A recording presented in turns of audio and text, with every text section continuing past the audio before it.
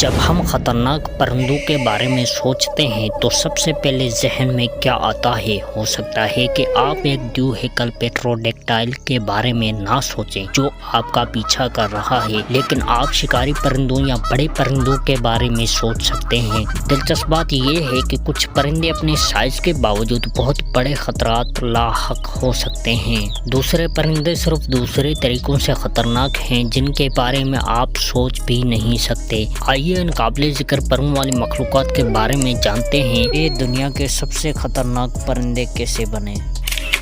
Number 10، یورپی herring گل۔ یورپی herring گل پہلی نظر میں آپ کو ساحل کی یاد دلاتی ہے۔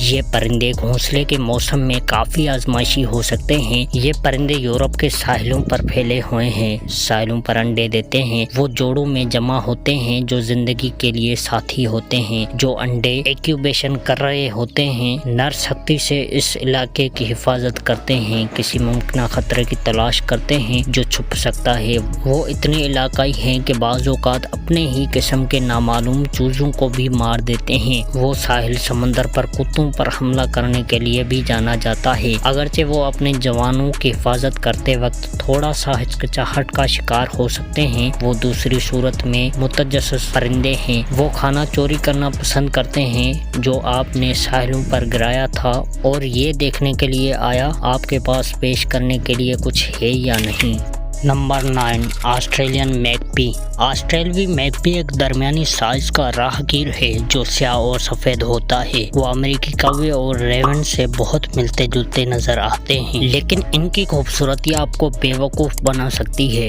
یہ پرندے ہر سال حملوں کی اطلاعات کے ساتھ شدید علاقائی ہوتے ہیں۔ جب ان کے گھونسلے کے علاقے کے ارد گرد کوئی بھی خطرہ محسوس ہوتا ہے تو وہ گھونسلے والے کو جھپٹا کرنے کی کوشش کرتے ہیں۔ اگر وہ کر سکتے ہیں تو وہ اس طرز عمل کو جاری رکھیں گے، ہر بار زیادہ جارحانہ ہو جائیں گے۔ یہ آسٹریلیا میں بہت عام ہے۔ وہ اپنے گھونسلے کے سیزن کو سویپنگ سیزن کہتے ہیں۔ افسوسناک بات یہ ہے کہ موسم گرما کے آخر میں آسٹریلیا میں میکپی جھپٹنے سے 5 ماہ کے بچے کی موت واقع ہوئی۔ میکپی نے بچے کی ماں کو ٹرپ کر کے گرا دیا۔ اگرچہ بچے کو فوری طور پر اسپتال لے جایا گیا، لیکن کچھ دیر بعد ہی اس کی موت ہو گئی۔ لہذا اگرچہ یہ کہنا درست ہوگا کہ میکپیز انسانوں کو مارتے ہیں، لیکن وہ انفیکشن کے خطرات لاحق ہو سکتے ہیں۔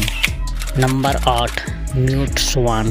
گونگا ہنس سب سے بڑے آبی پرندوں میں سے ایک ہے جس کا وزن 26 پاؤنڈ تک ہے۔ یہ پرندے زندگی بھر کے جوڑوں میں ملنے اور خوبصورتی سے تیرنے کے لیے بدنام ہیں۔ یہ خوبصورت مخلوق پانی پر کافی پرامن نظر آتی ہے، لیکن وہ کسی بھی دھمکی کو ہلکے سے نہیں لیتے۔ وہ سب سے زیادہ جارحانہ آبی پرندے طور پر جانے جاتے ہیں۔ ہنس اس وقت تک مطمئن رہیں گے جب تک کہ ان کے علاقے کو کسی چیز سے خطرہ نہ ہو۔ یہ مخالف پرندے قریب تمام ناگواروں کو باہر نکال دیتے ہیں جب یہ اپنے بچوں کو جوڑنے، گھونسلے بنانے اور ان کی پرورش کا وقت آتا ہے، یہاں تک کہ وہ اپنے گھونسلوں سے مقامی پرندوں کا پیچھا کرتے ہیں تاکہ وہ اس پر قبضہ کرتے ہوئے جگہ کو تنہا کر سکیں۔ اگر آپ ان کو پریشان کرتے ہیں تو ہنس بہت ہنگامہ خیز ہو سکتے ہیں، لیکن آپ گھونسلہ کرنے والی جگہوں کو صاف کر کے اس رویے سے مکمل طور پر بچ سکتے ہیں۔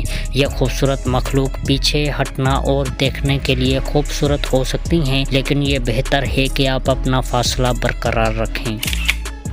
Number 7، great northern loon. عظیم شمالی لون غوطہ خور پرندوں کے خاندان کا حصہ ہے۔ ان خوبصورتی آبی پرندوں میں سیاہ سروں اور سرخ آنکھوں کے ساتھ دلچسپ داغدار نمونے ہیں۔ یہ پرندے بے زر نظر آ سکتے ہیں، لیکن یہ اصل میں گھونسلے کے موسم میں کافی جارحانہ ہو سکتے ہیں کیونکہ ان کی چونچیں ٹکرا سکتی ہیں اور پھاڑ سکتی ہیں۔ اگر آپ ان کے انڈوں پر لگ جائیں تو وہ کچھ نقصان پہنچا سکتی ہیں۔ اگر وہ خطرہ محسوس کرتی ہیں تو وہ اپنی چونچ کو تلوار کی طور پر استعمال کریں گے، شکاری پروار کریں گے۔ اس سے بھی زیادہ خوفناک وہ سر، گردن اور آنکھوں کو نشانہ بناتے ہیں۔ لہذا آپ کی بہترین شرط یہ ہے کہ گھونسلے کے موسم کے دوران ان سے جتنا دور ہو سکے دور رہیں۔ وہ عام طور پر جھیل کے ساحلوں پر گھونسلہ بناتے ہیں، اس لیے مئی اور جون کے آخر میں خیال رکھیں۔ Number 6، red tailed hawk. سرخ دم والا ہاک جنگل میں ایک شیطانی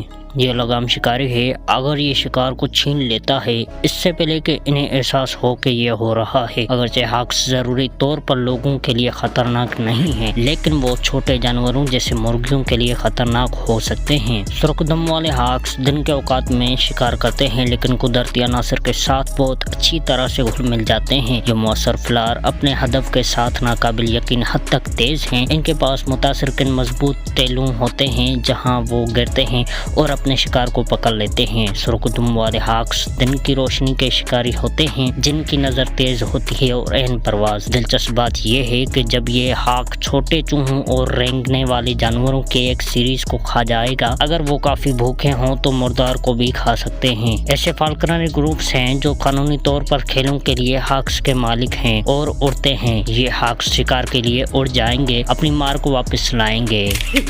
نمبر 5، گریٹ ہارنٹ آئل۔ اگرچہ حیرت انگیز طور پر متاثر کن عظیم سینگ والا الو ایک شدید شکاری ہے، لیکن وہ انسانوں کے لیے زیادہ خطرہ نہیں ہے۔ نایاب ہونے کے باوجود کچھ معاملات ایسے ہوتے ہیں کہ جب الو گھونسلے کے قریب پہنچ کر پیدل چلنے والے پر حملہ کر سکتا ہے۔ اگر آپ ملک میں رہتے ہیں تو یہ خوفناک مخلوق گھر کے پالتو جانوروں کے لیے حقیقی خطرہ بن سکتی ہے۔ چھوٹی نسل کے کتے اور بلیاں ان بڑے پرندوں کے لیے آسان ہدف ہو سکتے ہیں۔ الو کی چوٹوں کا علاج کرنا بہت مشکل ہو سکتا ہے کیونکہ ان کی گرفت اتنی شدید ہوتی ہے۔ خوش قسمتی سے زیادہ تر کتے اور بلیاں گھر کے اندر ہوتی ہیں یا رات کو پناہ ڈھونڈتی ہیں، اس لیے یہ امکان بہت کم ہے، لیکن اگر الو یہ موقع ملتا ہے تو وہ حملہ کر دیتے ہیں۔ تاہم ان کی خوراک کا بنیادی ذریعہ گلہری، اوپوسم، کیز، ہاک، سانپ اور مینڈک پر مشتمل ہے۔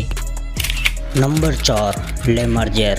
دوستو، لیمرجر پر ایک نظر آپ کو جرابوں سے ڈرانے کے لیے کافی ہو سکتی ہے، اور اس معاملے میں نظر دھوکہ دینے والی نہیں ہے۔ یہ بڑے پرندے ایک عقاب کی طرح نظر آتے ہیں، لیکن اس سے زیادہ شگفتہ اور زیادہ خطرات ہوتے ہیں۔ وہ مردار اور ہڈیوں پر کھانا کھاتے ہیں، لہذا وہ جانوروں کے لیے زیادہ خطرہ نہیں ہے۔ ان پرندوں کا ایک نام ہے جس کا ترجمہ میمنے کا گدھ ہے، اور کیوں آپ پوچھتے ہیں؟ کیونکہ یہ پرندے اتنے بڑے ہوتے ہیں کہ مویشیوں اور چھوٹے بچوں کو بھی لے جا سکتے ہیں۔ شکر ہے کہ ایسا ہونے کا امکان کسی کے لیے بھی نہیں ہے، کیونکہ یہ گدھ مردہ چیزوں کو ترجیح دیتے ہیں۔ آپ کو کیا تکلیف پہنچ سکتی ہے؟ اگر آپ ان کے علاقے میں چل رہے ہیں تو آپ کے سر پر کوئی چیز گر سکتی ہے۔ اگر یہ پرندے ہڈیوں اور اونچائیوں تک جاتے ہیں، اکثر یہ پرندے ہڈیوں کو اونچائیوں تک لے جاتے ہیں جو انہیں توڑنے کے قابل ہوتے ہیں اور انہیں زمین پر گرا دیتے ہیں۔ اگر آپ اس کے نیچے رہنے کے لیے کافی بدقسمتی سے ہیں تو یہ یقینی طور پر کچھ نقصان پہنچا سکتا ہے۔ اس کے ہونے کے امکانات اتنے ہی ہیں جتنا بجلی گرنے سے، لہذا یہ کہنا درست ہو سکتا ہے کہ آپ لیمرجر سے محفوظ ہیں۔ Number 3، imo. ایمو دنیا کا دوسرا سب سے بڑا پرندہ ہے، لیکن دوسرا سب سے بڑا پرندہ نہیں ہے۔ یہ ایوارڈ کیسوری کو دیا جاتا ہے، جیسا کہ ہم آپ کو دوسرے نمبر پہ بتائیں گے۔ اپنے شتر مرغ کے کزن سے نمایاں طور پر مماثل نظر آنے والے یہ بے اڑن پرندے ایک گھونسلہ باندھتے ہیں۔ ان کی لمبی طاقتور ٹانگیں ہیں جن کی 3 آگے کی طرف انگلیوں کا سامنا ہے جو انہیں تیز رفتار سے آگے بڑھنے کی اجازت دیتے ہیں۔ ایک بالغ ایمو پوری رفتار سے 30 میل فی گھنٹہ تک دوڑ سکتا ہے۔ ان کے تیز جسم کے پنکھ قدرتی سن اسکرین یا تحفظ کی اضافی تہ کے طور پر کام کرتے ہیں۔ ایمو شکاریوں کو پوری طاقت سے لات مار کر ان سے بچاتا ہے۔ قید میں بھی ان کا رویہ کافی حد تک آمیز ہوتا ہے، اور اگر انہیں مناسب طریقے سے سنبھالا نہ جائے تو وہ کافی خطرناک ہو سکتے ہیں۔ نمبر 2، کیسوری۔ رنگین چروں والا کیسوری ایک بڑا اڑتا ہوا پرندہ ہے جو دیکھنے میں عجوبہ ہے۔ وہ آسٹریلیا میں سب سے بھاری پرندہ ہے اور دنیا میں شتر مرغ کے بعد صرف دوسرے نمبر پر ہیں۔ یہ جیٹ سیاہ جسم والے پرندے 3 مختلف حالتوں میں الگ ہیں۔ فیمیل اپنے میل ہم منصبوں سے بڑی اور عام طور پر زیادہ رنگین ہوتے ہیں۔ ان پرندوں کے سر پر کیراٹی کی ایک موٹی تہ ہوتی ہے جسے کاسک کہا جاتا ہے، جس سے ہمارے ناخن بنتے ہیں۔ اگرچہ وہ بغیر کسی سوال کے خوبصورت ہیں، وہ انسانوں کے لیے سب سے خطرناک پرندے ہیں۔ ایک بار جب آپ ان کی ٹانگ کے اندرونی حصے پر خنجر دیکھ لیں تو یہ آپ کے لیے زیادہ حیرانی کی بات نہیں ہوگی۔ ایک مرغ کی طرح ان کے پاس ممکنہ خطرات کو لات مارنے اور کاٹنے کی دفاعی طریقہ کار ہے۔ اگرچہ یہ کافی مہلک ہو سکتا ہے، اگر آپ بہت قریب پہنچ جاتے ہیں تو یہ جنگلی میں ان کی اچھی طرح خدمت کرتا ہے۔